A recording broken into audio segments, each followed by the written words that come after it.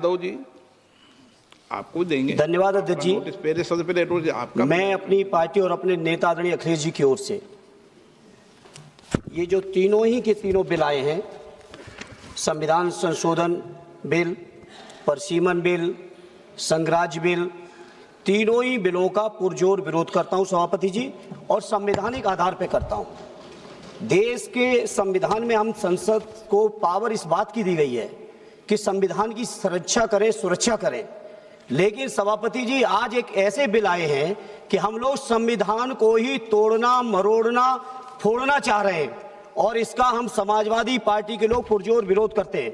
सभापति जी, विरोध के आधार हैं सभापति जी, जिस तरह से डिलिमिटेशन को जनगणना से पृथक किया जा रहा है, ये मैं समझता हूं संविधान की भावनाओं के पूरी की तरह से विरोध में है। जिस तरह से महिला बिल के नाम पर महिला बिल की चाशनी, अध्यक्ष जी एक मिनट तो देना पड़ेगा अध्यक्ष जी, नहीं देंगे, दीजिए। ऐसे नहीं महिला बिल की चाशनी के नाम पर जो हाल कश्मीर का हुआ है, आसाम का हुआ है, वही हाल पूरे देश के करने का जो प्रयास है, हम संपूर्ण विपक्ष की ओर से इसका हम पुरजोर विरोध करेंगे। सभापति जी एक आधी बात और, इस बिल के अंदर जब तक पिछड़े वर्ग की महिलाएं, जब तक मुसलमान भाइयों की महिलाएं नहीं शामिल की जाएंगी, हम समाजवादी लोग इसका साथ नहीं देंगे। और एक बात और स्पष्ट करना चाहता हूं, समाजवादियों से बड़ा महिलाओं का हितैषी इस देश की कोई पार्टी नहीं है। आज भी आपसे ज्यादा प्रतिशत हमारे अंदर महिलाओं की है। इसलिए सभापति जी आपके माध्यम से सरकार से अनुरोध है कि इस बिल को, संविधान संशोधन बिल को, परसीमन बिल को, केंद्र राज्य संशोधन बिल को वापस लिया जाए, और जो 2023 में महिला बिल लागू किया इस सदन ने, उसका अनुपालन किया जाए, देश के अंदर लागू किया जाए। अब सब सीनियर सदस्य हैं, सबको बार बार टोकने का, रोकने का कहेंगे तो अध्यक्ष महोदय हमें टोकते हैं। इसीलिए क्या महिला आरक्षण के खिलाफ हैं क्या आप?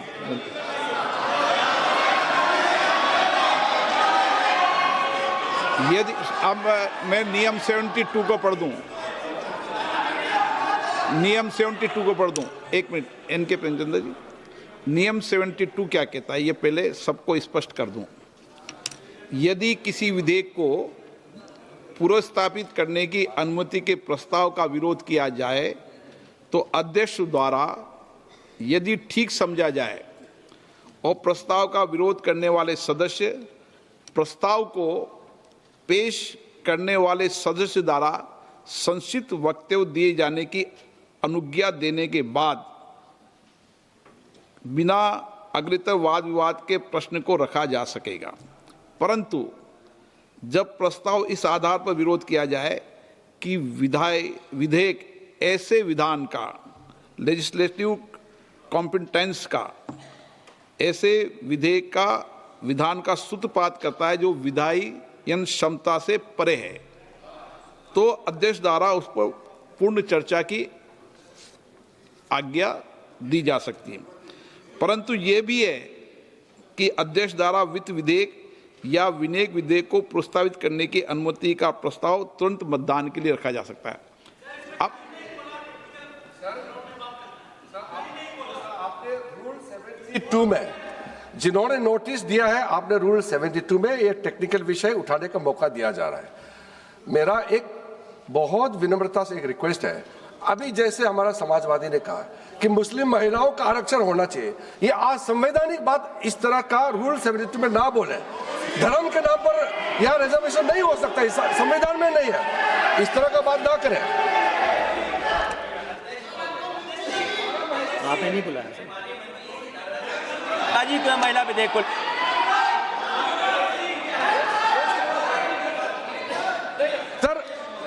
सर पूरा देश का महिलाओं के लिए बात करना चाहिए। आप मुस्लिम महिलाओं का क्यों बात करते हैं? ये राजनीतिक है, ऐसा मत कीजिए। आप पूरा देश का महिलाओं के लिए बात कीजिए।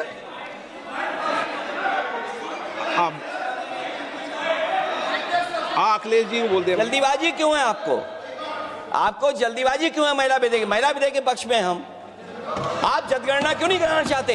ये अध्यक्ष महोदय, सेंसस ये इसलिए नहीं करना चाहते हैं कि जैसे ही जनगणना होगी हम सब लोग जाति गणना मांगेंगे, जाति गणना होगी तो हम आरक्षण मांगेंगे। अखिलेश जी, इसीलिए आप लोग धोखा दे करके आना अखिलेश चाहते हैं। जी, आपको भी पर्याप्त मौका देंगे, सबको पर्याप्त मौका देंगे। माननीय अध्यक्ष जी,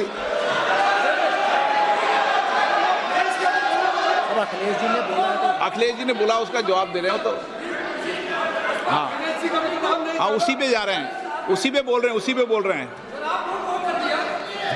हाँ माननीय अध्यक्ष जी, सदन की कार्यवाही को पूरा देश देख रहा है। कुछ स्टेटमेंट ऐसे किए गए जो जनता में चिंता पैदा कर सकते हैं। अखिलेश जी ने कहा जनगणना क्यों नहीं हो रही है। मैं पूरे सदन के माध्यम से देश की जनता को बताना चाहता हूं, जनगणना का काम शुरू हो चुका है, जारी। 2, उन्होंने कहा कि हम जाति जनगणना का मांग करेंगे। मान्यवर, मैं आपके माध्यम से सदन को बताना चाहता हूं कि सरकार ने जाति की जनगणना करने का निर्णय ले चुकी है और आप बैठिए बता दो। अरे बैठिए भाई, बैठिए। और जाति के साथ ही ये जनगणना हो रही है। माननीय सदस्य धर्मेंद्र यादव जी कह रहे हैं कि कॉलम नहीं है। उनको मालूम पड़ना चाहिए कि अभी घरों की गिनती हो रही है और घरों की कोई जाति नहीं होती है। समाजवादी पार्टी का चले तो घरों की भी जाति तय कर ले। मान्यवर, जब व्यक्तियों की जनगणना होगी, नागरिकों की जनगणना होगी, तब उसमें जाति का कॉलम रखा है। ये मेरा विभाग है। मैं सदन को आश्वस्त करना चाहता हूं कि ये जनगणना जाति जनगणना के साथ ही होने वाली है। तीसरी बात, इन्होंने ये जो आपने समझाया कि नियम 72 की जो खिड़की है वो हमें लेजिस्लेटिव कॉम्पिटेंसी पर और कॉन्स्टिट्यूशनल कॉम्पिटेंसी पर बोलने की ही इजाजत देती है। वो खिड़की का उपयोग कर धर्मेंद्र यादव जी ने एकदम गैर संवैधानिक बात करी, मुस्लिम महिलाओं को आरक्षण की। मान्यवर, हमारा संविधान किसी भी प्रकार के धर्म के आधार पर आरक्षण की कतई मंजूरी नहीं दे रहा। और मैं फिर से संकल्प सरकार का बताता हूं कि धर्म के आधार पर मुस्लिमों को किसी भी प्रकार का आरक्षण गैर संवैधानिक है, इसका सवाल ही पैदा नहीं होता है।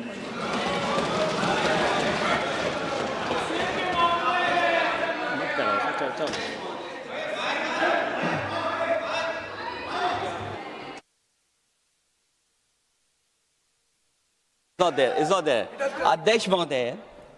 अध्यक्ष महोदय, अनडेमोक्रेटिक बात माननीय मंत्री जी ने कही। हो सकता है उन्होंने धर्म की बात कही हो, लेकिन पूरा देश आदि आबादी को आरक्षण चाहता है। अध्यक्ष महोदय, मैं माननीय मंत्री से जानना चाहता हूं, क्या मुस्लिम महिला आदि आबादी में नहीं आती हैं? नहीं होनी ना, देंगे। समाजवादी पार्टी सारी टिकटें मुस्लिम महिलाओं को दे दे, हमें कहां आपत्ति है? हमें कोई आपत्ति नहीं है। चलिए अखिलेश जी, जब पूरी डिबेट सर नहीं सर।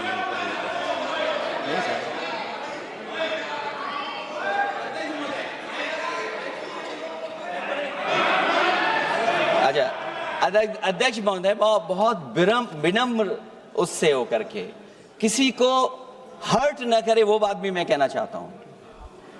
अध्यक्ष महोदय, जब माननीय प्रधानमंत्री जी को पिछड़ों से वोट चाहिए था, तो माननीय प्रधानमंत्री जी अपने आप को कहा कि मैं पिछड़ी जाति से आता हूं। चलो ये नहीं, चलिए आगे बढ़िए। अब आप डिबेट मत करो ऐसे, ठीक है ना? चलिए, डॉक्टर कोकोली घोष,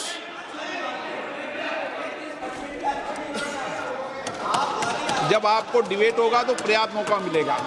आप सारा विषय रखना, डिबेट के समय कोई दिक्कत नहीं है। Honorable sir, I rise on behalf of All India Trinamool Congress to raise my